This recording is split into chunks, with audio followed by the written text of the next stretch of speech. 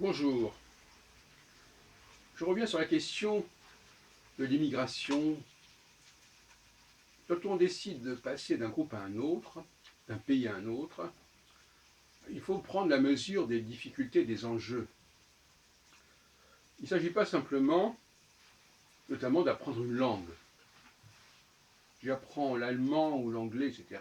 Même si je connais l'anglais et l'allemand, ça ne me permet pas forcément d'habiter dans un pays de culture anglaise ou de culture allemande.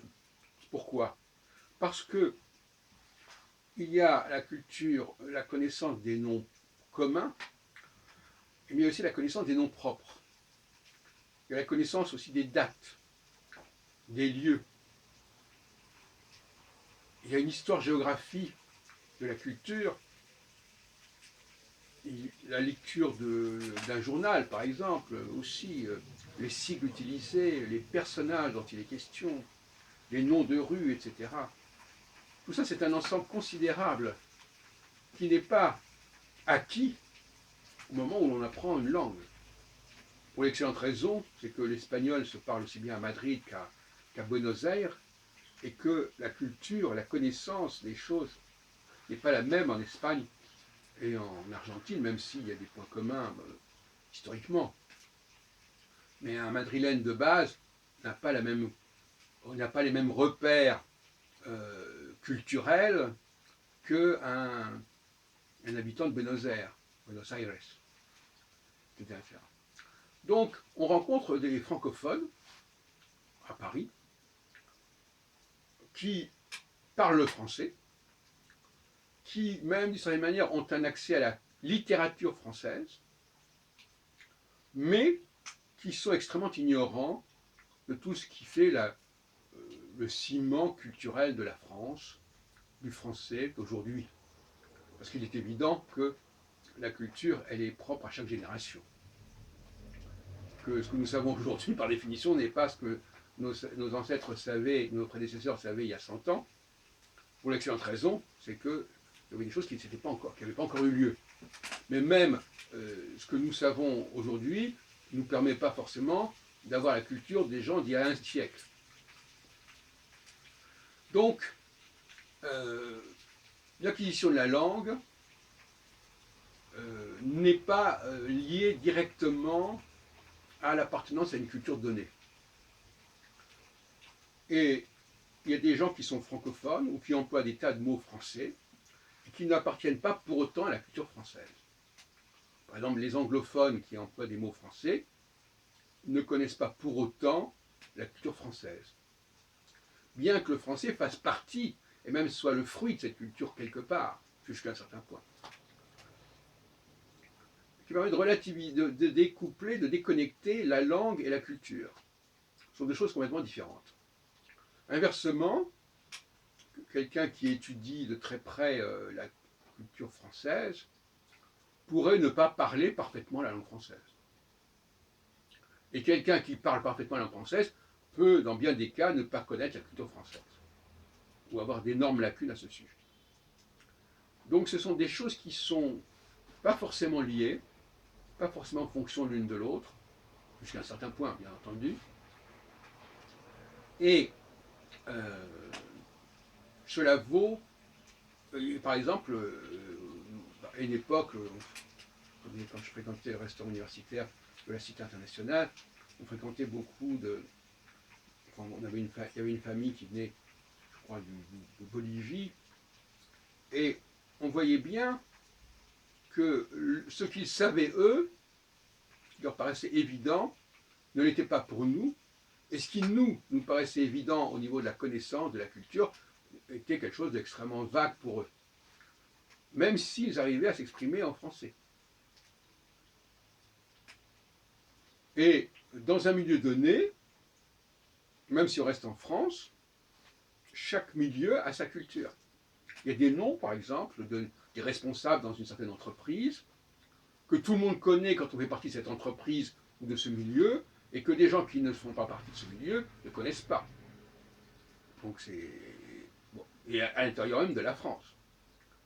Par exemple, dans le milieu astrologique que je connais bien, il y a des noms qui ne font sens que pour des gens qui fréquentent ce milieu. Et inversement, ce milieu ignorera des noms qui font sens, par exemple, pour les gens qui appartiennent au monde de la parfumerie ou au monde de la pêche ou n'importe quoi.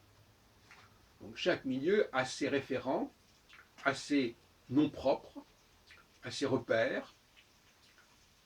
Bon, là, c'est moins marquant quelque part, mais chaque fois que l'on passe d'un milieu à un autre, il y a des choses qui ne sont pas acquises, qui ne sont pas connues, même si on reste dans la même ville, même si on reste dans le même pays, même si on reste dans la même langue, on va avoir un problème d'assimilation, d'intégration. Alors, est-ce que ça peut se résoudre assez rapidement? Je des doutes à ce sujet.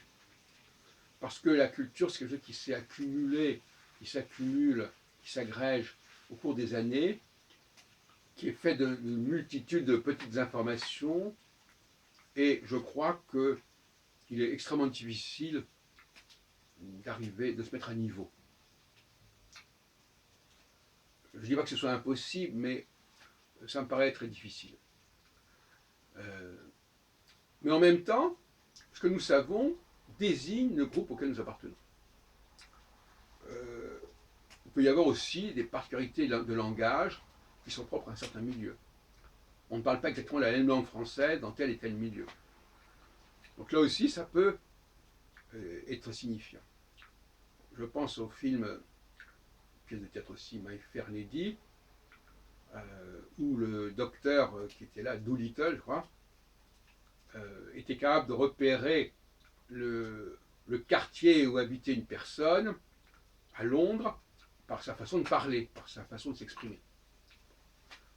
Bon, donc effectivement, là aussi, est-ce qu'on peut modifier sa façon de parler et de s'exprimer parce qu'on parle dans un milieu qui n'est plus le même? Certaines personnes croient naïvement que le problème ne se pose pas, ils ne se rendent même pas compte, ils n'observent même pas suffisamment que le milieu en question n'a pas les mêmes repères que le milieu dont ils viennent. Alors là, évidemment, ils continuent à fonctionner comme avant. On les comprend à peu près d'ailleurs, mais ils ne réalisent pas que leur façon de faire les met à part, les sépare. Donc, toutes ces problématiques d'assimilation, d'intégration, tout ça, c'est beaucoup plus complexe qu'on le croit. Et ça ne passe pas uniquement par la langue, ça ne passe pas uniquement par certaines connaissances historiques même, ça passe par une connaissance de l'époque, de l'actualité, de la variété, des gens dont on parle comme ça. Et ça, chaque époque, chaque génération, chaque milieu a les siens. Et il faut beaucoup de temps pour arriver au niveau. Inversement, on peut aussi créer son propre groupe et imposer ses propres normes. Un milieu, ça se crée. Moi-même, par exemple, dans le Café Philo McDo, j'ai créé mon propre milieu, mes propres repères avec le groupe en question. Et donc, les gens qui appartenaient qui faisaient partie de ce groupe avant de me connaître, avaient des repères qui ne sont plus les mêmes maintenant. En tout cas, il y a d'autres repères qui viennent.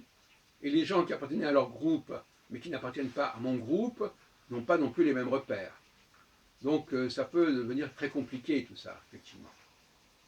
Mais c'est ainsi, les milieux se constituent, se reconstituent, se créent, et ils ont chacun leur propre code.